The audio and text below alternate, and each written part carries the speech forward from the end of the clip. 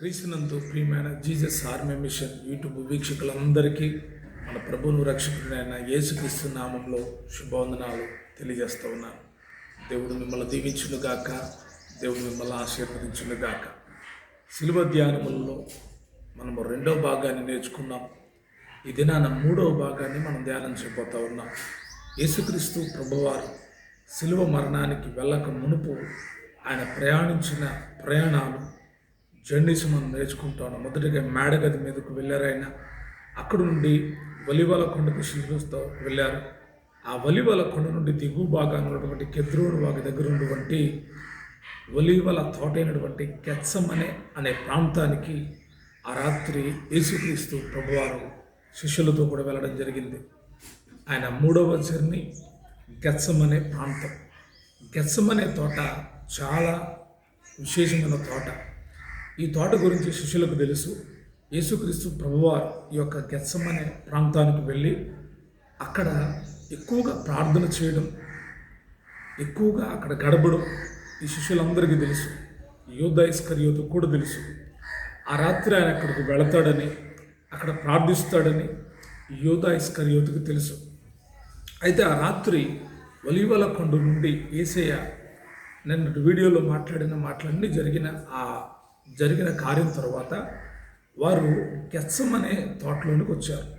యేసుక్రీస్తు ప్రభువారు ఈ గెత్సెమనే తోటలో శిష్యుల్ని భాగాలుగా విభాగించాడు. మొదటిగా 8 మంది ఒక చోట ఉన్నారు. తరువాత పేతురు, యోహాను, యాకోబు ఒక చోట ఉన్నారు. ఆ తర్వాత యేసుక్రీస్తు ప్రభువారు వేత దూరం వెళ్ళి ప్రార్థించాడు. ఈ భాగాల విషయాన్ని మనం గమనిస్తే ఇప్పుడే జరిగిందా, అంతకు మునుపు కూడా జరిగిందంటే, అంతకు మునుపు కూడా మనం గమనిస్తే రూపాంతరం చంద్రాయన కొండ మీద వెళ్ళినప్పుడు, కానీ పేతురు, యోహాను, యాకోబు యేసు ప్రభువారితో కూడా ఆ కొండ మీదకి వెళ్ళడం, అక్కడ ప్రకాశమానంగా ఆయన కనిపించడం, మోషే, ఏలియాలు ఆయనతో మాట్లాడడం వీరు గ్రహించినట్టుగా, వీరు చూసినట్టుగా మనము వాక్యంలో చదవగలం. వారి అనుభవాలు కూడా.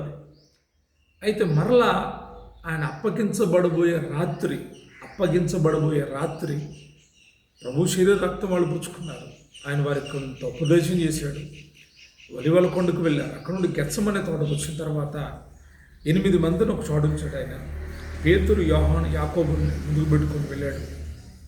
వెళ్ళిన తర్వాత ఆయన చెప్పాడు, నేను ప్రార్థన చేస్తాను, మీరు కూడా ప్రార్థన చేయండి అని చెప్పి వాళ్ళతో చెప్పాడు. మీరు శోధనలో ప్రవేశించకుండా మెలకువగా ఉండి ప్రార్థన చేయండి అని వాళ్ళకి చెప్పాడు. ఆ 8 మందికి చెప్పాడు, ఈ 3 కూడా చెప్పాడు. ఏమని చెప్పాడు ఆయన?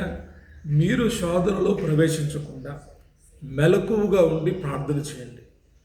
ఆ మాట ఆయన చెప్పి ఆయన శిష్యుల దగ్గర నుండి కొంత దూరం వెళ్ళి యేసయ్య కూడా ప్రార్థన చేస్తున్నాడు. అది ప్రార్థన జరుగుతున్న సమయం. శిష్యులకు ప్రార్థన చేయమని చెప్పింది ఒక విషయంలోనే, కానీ యేసయ్య ప్రార్థనలో చాలా లోతైన అనుభవం ఉంది. ఇక్కడ యేసయ్య ప్రార్థన చాలా అనుభవంతో కూడిందై ఉంది. ఈ ప్రార్థన గురించి మనం నేర్చుకోవాలంటే ఈ భాగమంతా కూడా ప్రార్థనలో ఉన్న లోతైన విషయాలు మనం తెలుసుకోవచ్చు. యేసయ్య ప్రార్థన చాలా శక్తివంతమైనటువంటి ప్రార్థన. అయితే నేను క్లుప్తంగా మీకు వివరిస్తూ ఉన్నాను, జాగ్రత్తగా ఆలకించండి. యేసయ్య ప్రార్థన చేస్తూ ఉన్నప్పుడు ఏమన్నాడంటే, చదువుతున్నాను. మత్తయి సువార్త 26వ అధ్యాయం 39వ వచనంలో, కొంత దూరం వెళ్ళి సాగిలపడి, నా తండ్రి, సాధ్యమైతే ఈ గిన్నె నా యొద్ద నుండి తొలగిపోనిమ్ము, అయినను నా ఇష్ట ప్రకారము కాదు, నీ చిత్త ప్రకారమే కానిమ్మని ప్రార్థించెను. యేసయ్య చేస్తున్న ప్రార్థన, తండ్రి సాధ్యమైతే నా యొద్ద నుండి ఈ గిన్నెను తొలగిపోని, లేదు నా ఇష్ట ప్రకారం కాదు, నీ చిత్తమే, నీకు ఇష్టమైతే ఉండనివ్వు అని ప్రార్థన చేస్తూ ఉన్నాడు. యేసు ప్రభు వారి యొక్క ప్రార్థనలో చాలా లోతైనటువంటి విషయాన్ని మనం కనుగొనవచ్చు. ఆయన ఒక పాత్ర చూస్తూ ఉన్నాడు. ఆ పాత్రలో తాను భరింపవలసిన సన్నివేశం అంతా కనబడతా ఉంది. ఆ సన్నివేశం అంతా చూస్తూ ఉన్నప్పుడు మనిషి రీతిగా ఉన్నాడు కాబట్టి ఆయన మోయలేని భారంగా కనబడుతూ ఉంది. మనుషులంగా మనపైన మిమ్మల్ని ఇలాగ చంపుతారు అని తెలిస్తే, ఇలాగా మిమ్మల్ని ఈ రీతిగా చంపుతారని క్లారిటీగా మీకు తెలిస్తే, నాకు తెలిసిన మనకు తెలిసిన మనం ముందుగానే కుమిలిపోతాం, ముందుగానే కృంగిపోతాం. అమ్మో వాళ్ళు అలా చేస్తారంట, అసలు ఆ మార్గంలోకి వెళ్ళకుండా ఉంటే బాగుండు, అది నాకు జరగకుండా ఉంటే బాగుండు అనుకుంటాం. కానీ యేసయ్య ఏమంటాడంటే, తండ్రి ఈ పాత్ర నా యొద్ద నుండి తొలగించయ్యా, నా చిత్తం కాదు నీ ఇష్టం అని చెప్పి ఆయన ప్రార్థన చేశాడు. ఆయన ప్రార్థన చేసి శిష్యుల దగ్గరకు వచ్చాడు. శిష్యులు ఏం చేస్తున్నారో తెలుసా? నిద్రపోతున్నారు. ఆయన ప్రార్థన చేయడానికి వెళితే వీళ్ళు నిద్రపోతున్నారు. ఆయన అంటాడు, ఒక్క గడియని మీరు మేలుకొని ఉండలేరా, ఒక్క గడియని మీరు మేలుకొని ఉండలేరా అని చెప్పి వాడిని ధైర్యపరిచి మరలా వెళ్ళి మరలా అదే రీతిగా ఆయన ప్రార్థన చేస్తున్నాడు. తండ్రి నీ చిత్తమయ్యా, ఈ పాత్ర నా ఎదురుని తొలగించారు. మరలా వచ్చాడు ఆయన, మరలా వాళ్ళు నిద్రపోతున్నారు. మరలా వాళ్ళు లేపంటాడు, మీరు శోధనలో ప్రవేశించకుండా మెలకువగా ఉండి ప్రార్థన చేయండి, శరీరము బలహీనమే కానీ ఆత్మ సిద్ధం అని చెప్పి వారికి చెప్పాడు. అయినా వారు మరలా నిద్రపోతూనే ఉన్నారు. మరలా యేసయ్య వచ్చి ప్రార్థన చేస్తున్నాడు. మరలా యేసయ్య వచ్చి ప్రార్థన చేస్తూ ఉన్నప్పుడు మరింత ఆతురముగా ప్రార్థన చేస్తున్నాడు వాక్యంలో ఉంది. ఆయన అంత ఆతురముగా ప్రార్థన చేయడానికి కారణం ఏంటంటే ఆ గడియ సమీపించింది. ఆ స్టెప్ దగ్గరికి వచ్చాడు ఆయన. ఇంకొద్ది సేపట్లో యూదా ఇస్కరియోతు సైన్యంతో రాబోతున్నాడు, ఆయన బంధించబోతున్నాడు. ఆ రాత్రి అయినా శ్రమలు స్టార్ట్ అవబోతున్నాయి, అదంతా ఆయనకు తెలుసు. ఆతురత పడి ప్రార్థన చేస్తూ ఉంటే జరిగిన విషయం ఏంటో తెలుసా? వాక్యంలో ఈ రీతిగా రాయబడి ఉంది. ఆయన ప్రార్థిస్తూ ఉన్నప్పుడంట పరలోకము నుండి ఒక దూత ఆయనకు కనబడి ఆయనను బలపరిచాడు. ఎందుకు బలపరచబడ్డాడు యేసుక్రీస్తు ప్రభువారు అంటే, ఒక విధంగా ఆ శ్రమల విషయంలో ఆయన చాలా కృంగిపోయినట్టుగా మనం చూస్తూ ఉన్నాం. బలపరచను అంటే ఆ శ్రమలను ఎదుర్కోవడానికి దేవదూత ఆయన బలపరుస్తూ ఉంది. పరలోకం నుండి దేవుడు తండ్రి తన ప్రియకుమారుడైన యేసు ప్రభువారి దగ్గరకు దేవదూతను పంపితే ఆ దేవదూత ఆయనను బలపరిచింది. ఆ దేవదూత తండ్రే, ఆ దేవదూత దేవుడే ఆయనను బలపరిస్తే ఆయన ఇంకా ప్రార్థన చేస్తూ ఉన్నాడంట. జరిగిన కార్యం, ఆయన వేదన పడి మరి ఆతురతముగా మరింత ఆతురముగా ప్రార్థన చేయగా ఆయన చెమట నేలను పడుచు గొప్ప రక్తపు బిందువుల వలె ఆయన చెమట రక్తపు బిందువుల వలె ఆయన. అంటే ఆ సమయంలో గాలి లేదా, ఆ చల్లని ప్రాంతమే కదా, చెట్లు ఉన్న ప్రాంతమే కదా. ఆయన వేదన పడి ప్రార్థన చేస్తున్నాడు. అంటే ఎంత వేదన ఆయన భరిస్తూ ఉన్నాడంటే, ఈ లోక పాప భారాన్ని ఆయన మోస్తూ ఉన్నాడు. ఈ లోకంలో ఉన్న మనుషులు అందరి యొక్క పాప భారాన్ని ఆయన మోస్తూ ఉన్నాడు. ఆయన ప్రార్థిస్తూ ఉండగా ఆతురతముగా ప్రార్థన చేస్తూ ఉంటే చెమట బిందువులు రక్త కణాలుగా మారిపోయినాయి.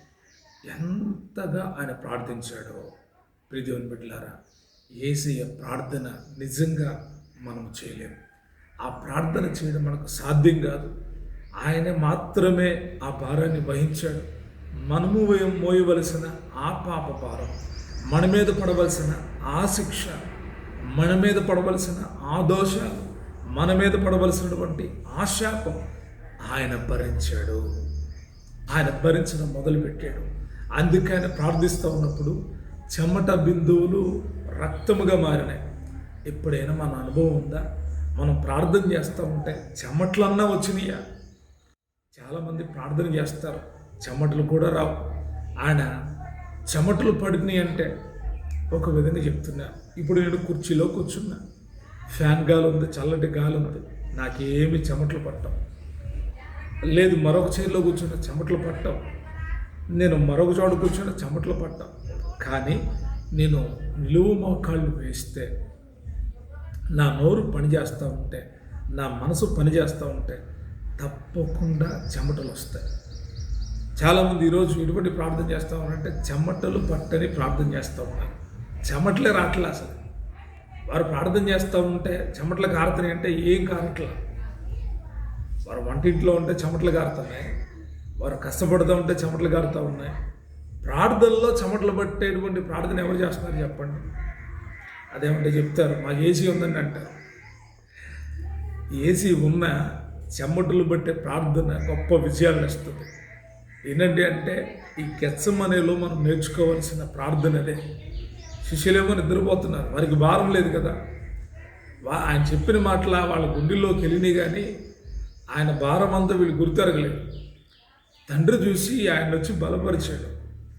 కానీ ఏసీ ఆతురముగా ప్రార్థన చేస్తూ ఉంటే ఆయన చెమట బిందువులు రక్తములాయన. మోకాళ్ళేసి చేసేటువంటి ప్రార్థనలో రక్తం వస్తుంది, రక్తము కారుతుంది. మోకాళ్ళుని ప్రార్థన, ఆ ప్రార్థన మనం చేయలేమండి. నిజంగా చెప్తున్నాను, ఎవరు ఇప్పటి వరకు అటువంటి సాక్ష్యాన్ని చెప్పలేదు. నేను ప్రార్థన చేస్తూ ఉంటే, లేకపోతే ఫలానాయన ప్రార్థన చేస్తూ ఉంటే చెమట బిందువు రక్తముగా మారిన నేను సాక్ష్యం నేను ఇంతవరకు వినలేదు. ఒక్క యేసు ప్రభు వారి జీవితంలోనే ఇటువంటి ప్రార్థనను మనం గమనించగలుగుతాం. ఆతురతముగా వేదన పడి ఆయన ప్రార్థన చేస్తున్నాడు. వేదనతో కూడిన ప్రార్థన చెమటను రక్తముగా మారుస్తుంది. మనం ఆ ప్రార్థన చేయాలి. కనీసం చెమట పట్టే అంతసేపు అన్న ప్రార్థన చేయగలుగుతున్నారా? మోకరించి ఏదో నామకే వాస్తు అన్నట్టుగా ప్రార్థన చేస్తున్నారు. కొందరు ఈ శ్రమల దినాల్లో, ఈ లెంట్ డేస్లో ఏవో మోకాళ్ళు వేసి కాసేపు ప్రార్థన చేస్తారు. ఏసై అయితే బహిరంగ ప్రదేశంలోనూ ఉన్నాడు, గాలి ఆడే ప్రదేశంలోనూ ఉన్నాడు. ఆయన వేదన మనుషులందరి కొరకైనా ప్రార్థిస్తూ ఉన్నాడు. ఆ పాత్ర భరించలేని ఆ పాత్రను తన ఎదురు చూస్తూ, తండ్రి చిత్తమైతే ఈ పాత్రను తొలగించు అని గెత్సెమనేలో ఆయన చెమట బిందువులో రక్తముగా మారి అంతగా ప్రార్థిస్తూ ఉన్నాడు. దేవుని బిడ్డలారా, ఆయన రక్తం సిలువలో వచ్చింది అని మనం అనుకుంటున్నాం. సిలువలో ఆయన రక్తం కార్చాడంటాం. కాదు, ఆయన రక్తం ఎక్కడ ప్రారంభమైంది అంటే ఆయన రక్తము మేడగదిలో ఉంది. మేడగదిలో అన్నాడు ఆయన, ఇదిగో ఆ ద్రాక్షారసం తీసుకుని అన్నాడు, ఇదిగో కొత్త నిబంధన వలనైన నా నిబంధన రక్తము, ఇది నా రక్తము అన్నాడు. అక్కడ వారికి ఆయన రక్తాన్ని ఇచ్చాడా? ఇక్కడ ఈ గెత్సెమనేలో ఆయన రక్తాన్ని చిందించాడు. ఎలాగా? ప్రార్థన చేస్తూ ఆయన రక్తాన్ని చిందించాడు. మీరు నోట్ చేసుకోండి. ఆయన రక్తం చిందించిన విషయాన్ని మీకు చాలా వివరణాత్మకంగా తెలియజేస్తున్నాను. గెత్సెమనేలో రక్తము కార్యంత గేసే చేసిన ప్రార్థన మనకు కనిపిస్తుంది. ఇంకా ఏమి అనుభవాలు అక్కడ ఉన్నాయి, ఇంకా ఏం జరిగింది అక్కడంటే, ఆయన ప్రార్థన చేశాడు. మరలా శిష్యుల దగ్గరికి వస్తే వారు నిద్రిస్తూ ఉన్నారు. వారు లేపి, లేండి ఇక మన సమయం వచ్చింది, లేండి అని అంటాడు. చదువుతున్నాను, ఈ విషయాన్ని మార్కు గారు రాశాడు. మార్కు సువార్త 14:41. ఆయన మూడవసారి వచ్చి ప్రార్థన చేసిన తర్వాత వచ్చి, మీరు ఇంకా నిద్రపోయి అలసట తీర్చుకుని ఇక చాలును, గడియ వచ్చినది, ఇదిగో మనిషి కుమారుడు పాపుల చేతికి అప్పగించబడుచున్నాడు, లెండి వెళుదము, ఇదిగో నన్ను అప్పగించువాడు సమీపించి ఉన్నాడని చెప్పాను. అలసట తీర్చుకోండి. ఇప్పుడు దాకా నిద్రపోయారు, భారంగా ఉన్నారు, మీ కళ్ళు భారంగా ఉన్నాయి, మీ శరీరం భారంగా ఉంది, అలసట తీర్చుకోండి అని చెప్పి ఆయన వాళ్ళని తీసుకొని వస్తూ ఉండగా యూదా ఇస్కరియోతు ఒక సైన్యాన్ని తీసుకొని వచ్చాడు. వెంటనే ఆయన ఇంకా మాట్లాడుచుండగా 12 మంది శిష్యులు ఒకడైన యూదా ఇస్కరియోతు వచ్చాను. వారితో కూడా బహుజనులను కత్తులు గుదీలు పట్టుకుని ప్రధాన యాజకుల యొద్ద నుండి, శాస్త్రుల యొద్ద నుండి, పెద్దల యొద్ద నుండి వచ్చిరి. వాళ్ళు వచ్చినప్పుడు జరిగిన కార్యం ఏంటంటే, వాళ్ళు వెతుకుతున్నారంట, యేసు ప్రభు ఎక్కడున్నాడని వెతుకుతున్నారంట. ఆయన వాళ్ళ ముందుగా నిలిచి ఆయన అడుగుతున్నాడు, మీరు ఎవరు వెతుకుతున్నారంటే, మేము నజరేయుడైన యేసుని వెతుకుతున్నామంటే ఆయన అన్నాడు, నేనే ఆయన. అంటే అక్కడేం జరుగుతుందో తెలుసా? ఆయన ఆ మాట చెప్పంగానే వాళ్ళు వెనుకకు తగ్గి పడిపోయారన్న. అది కూడా వాక్యంలో చదువుతున్నాను. యోహాను భక్తుడు ఈ విషయాన్ని రాశాడు. యోహాను సువార్త 18వ అధ్యాయం 5వ వచనం. వారు నజరేయుడైన యేసును అని ఆయనకు ఉత్తరమీక, యేసు ఆయన నేనే అని వారితో చెప్పాను. ఆయనను అప్పగించిన ఆయన యూదా వారితో నిలిచిండు. ఆయన నేనే అని ఆయన వారితో చెప్పగా వారు వెనుకకు తగ్గి నేల మీద పడారు. మళ్ళీ లేచారు, మళ్ళీ వెతుకుతున్నారు. నేనే అని అంటే ఇక అన్నారు, అబ్బాయి నాకు ఎవరో అర్థం కావట్లేదు, నువ్వే చెప్పు నాయన అని యూదా ఇస్కరియోతుని అడిగితే, యూదా ఇస్కరియోతు వెళ్ళి యేసుకు ముద్దు పెట్టాడు. ఎందుకు ముద్దు పెట్టాడంటే వీళ్ళతో చెప్పాడు, సైనికులతో, నేను ఎవరిని ముద్దు పెట్టుకుంటానో ఆయన మీరు పట్టుకోండి అని చెప్పాడు. ఈలోగా వాళ్ళు వచ్చి పట్టుకోబోతుంటే పేతురు ఏం చేశాడంటే కత్తి తీసుకొని సైనికుడు మీద అటాక్ చేయబోయాడు. ఆ సైనికుడి యొక్క చెవి తెగిపోయి కింద పడిపోయింది. కింద పడిపోతే ఎలా ఉంటుందో వాతావరణం చెప్పండి. భయంకరమైన పరిస్థితి ఉందా అక్కడ. ఆయన్ని బంధించడానికి వచ్చారు. పేతురు అడుగు వెళ్ళి చెవి తెగ నరికాడు. వేసే పేతుర్ని పక్కకి వెళ్ళి నీ కత్తి వరలో పెట్టని చెప్పి ఆ పడిపోయిన చెవిని తీసుకొని ఆ సైనికుడికి అలాగా ఎక్కడైతే తెగిపోయిందో అక్కడ మరలా పట్టంగానే చెవి నార్మల్ అయిపోయింది. ఆ సైనికుడు చూసి సంతోషించాడు. వాళ్ళందరికీ ఆశ్చర్యం వేసింది. అప్పుడు అయిన వారి మనోనేత్రాలు తెరవబడ్డాయా, ఈయన దైవకుమారుడురా, ఈయన అప్పగించడానికి మనం వచ్చామే, చాలా శిక్ష మన మీద పడుతుందని వాళ్ళు ఆలోచించారా? వాళ్ళు ఆలోచించాల. ఒకవేళ వాళ్ళకి ఆలోచన కలిగిన వారు చట్టాన్ని నెరవేర్చడానికి వచ్చారు. ప్రజలు జనములతో కూడా వచ్చారంట. జనాలు కూడా రాత్రి అద్భుతాన్ని, యేసుప్రభు వారి యొక్క అద్భుతాల్లో ఒక గొప్ప అద్భుతమైన కార్యాన్ని వాళ్ళు చూశారు. సైనికులు చూశారు, ప్రధాన యాజకులు చూశారు, శాస్త్రులు చూశారు.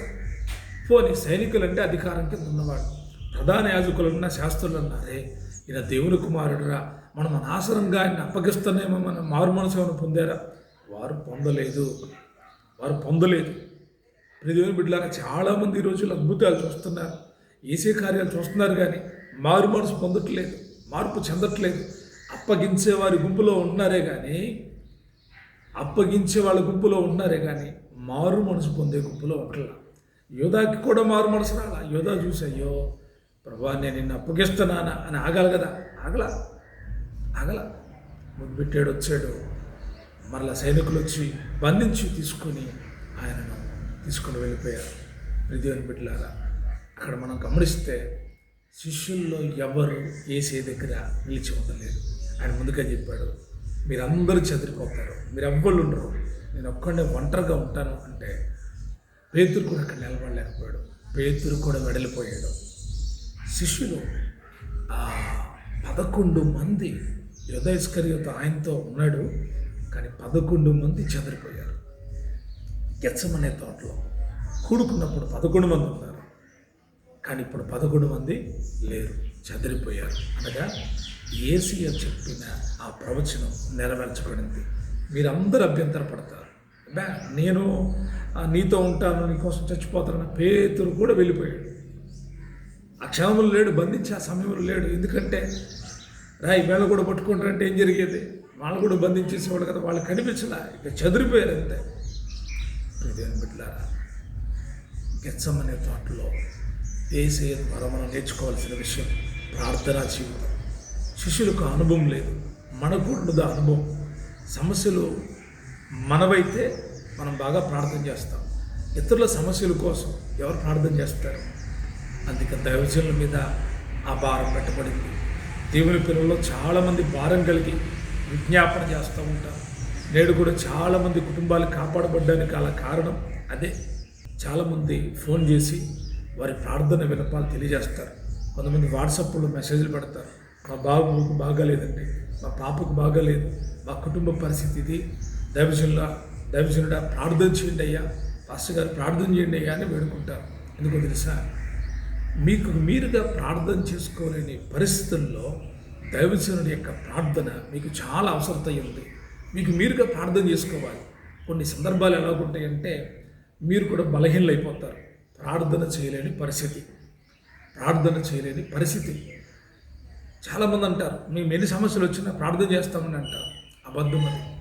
కొందరు చెప్తారు యథార్థంగా, బ్రదర్ ఈ బాధల మధ్యలో ప్రార్థన తగ్గిపోయింది, ప్రార్థన చేయలేకపోతున్నాం, మేము ఈ కుటుంబ సమస్యల మధ్యలో ప్రార్థన రావట్లేదు బ్రదర్, పాస్టర్ గారు మా కోసం ప్రార్థన చేయండి. నిజంగా యేసుప్రభు వారి భారం అంతా శిష్యుల మీద అప్పగించబడింది. ఒకప్పుడు నిద్రపోయిన వాళ్ళు ఇప్పుడు ఎలాగున్నారో తెలుసా? వారు ఎడతెగక ప్రార్థన చేస్తూ ఉన్నారు, ఎడతెగక దేవునికి మొరపెడతా ఉన్నారు, ప్రజల కొరకు విజ్ఞాపన చేస్తున్నారు, ప్రజల కొరకు వీరు ప్రాణం పెట్టడానికి సిద్ధమైపోయారు. యేసు యొక్క ప్రేమను, యేసు ప్రభువారి యొక్క ప్రేమను ప్రజలకు తెలియచేయడంలో వీరు ముందుకు వెళ్ళారు. వీరు ఇప్పుడు నిద్రించట్లేదు, యేసుక్రీస్తు ప్రభువారి వలె మెలకువగా ఉండి ప్రార్థన చేస్తున్నారు. దైవజనుల యొక్క పని కూడా అదే.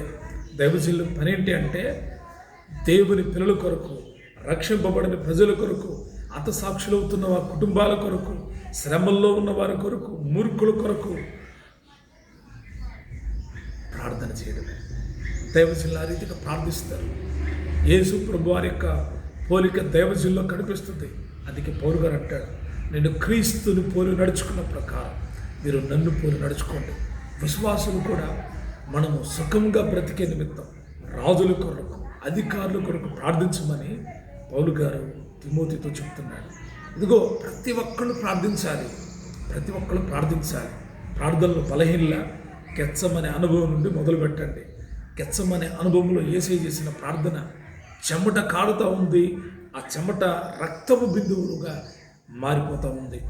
కనీసం చెమట పట్టేటువంటి ప్రార్థన, చెమట పట్టే అంతవరకైనా ప్రార్థన చేయమని ప్రభు పెట్ట నేను కోరుకుంటూ ఉన్నాను. ప్రియదేవుని బిడ్డలారా, మూడవ అనుభవాన్ని మనం నేర్చుకుంటున్నాం. మొదటి మేడగది అనుభవం, రెండవది ఒలీవల కొండ దగ్గర ఏం జరిగింది, మూడవది ఈ గెత్సెమనే తోటలో ఏం జరిగింది అనే విషయాన్ని క్లుప్తంగా మనం నేర్చుకున్నాం. ఆ తోటలోనే ప్రార్థన జరిగింది, ఆ తోటలోనే యేసు ప్రభు వారు అప్పగించబడ్డాడు, ఆ తోటలోనే అద్భుతం కూడా జరిగింది.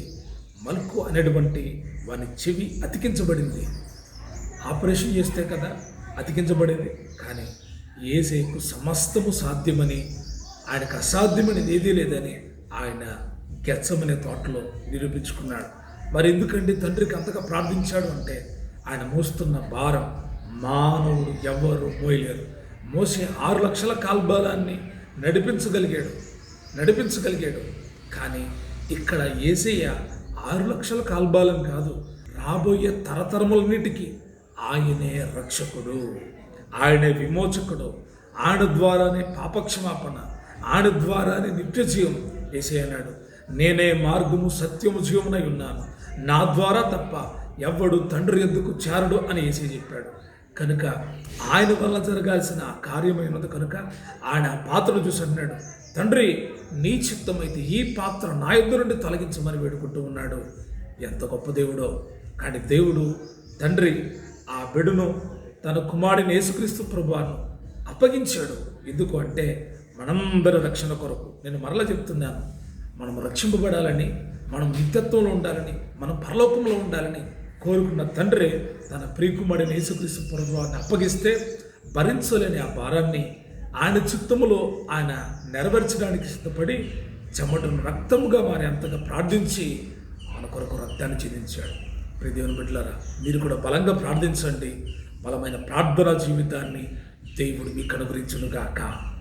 ఈ యొక్క మూడవ భాగంలో గెత్సెమనే అనుభవాన్ని మనం నేర్చుకున్నాం. తదుపరి ఏం జరిగింది అనే విషయాన్ని మనం తెలుసుకుందాం. అప్పటి వరకు ప్రభు కృప మనకు తోడై ఉండి నడిపించునుగాక. దేవుడు మనందరిని దీవించునుగాక. God bless you.